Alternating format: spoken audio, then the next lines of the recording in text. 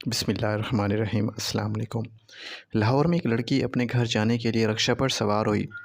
रक्षा driver इसे घर ले जाने की बजाय ज़िम्मेदार के डेरे पर ले गया और फिर अफसोसनाक खबर, ओकाड़ा में हवा की एक और बेटी की इज़्ज़त तार-तार। लाहौर से घर जाने वाली लड़की को रक्षा ड्राइवर और इसके साथियों ने इज्तिमाई ज़्यादती का निशाना बना डाला। लाहौर से घर आने वाली लड़की को रक्षा ड्राइवर और इसके साथियों ने इज्तिमाई ज़्यादती का निशाना बना डाला। मुतासरा लड़की के वालिद ने थाना हुजरा शाह मुक़य्यम में मुकदमा दर्ज करा दिया है।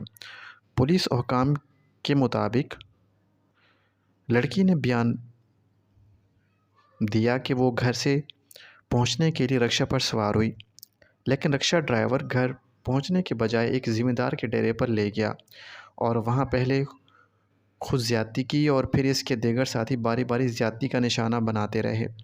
SHO थाना हमज़ा ने बताया कि लड़की के वालिद की रिपोर्ट पर FIR दर्ज कर ली गई है।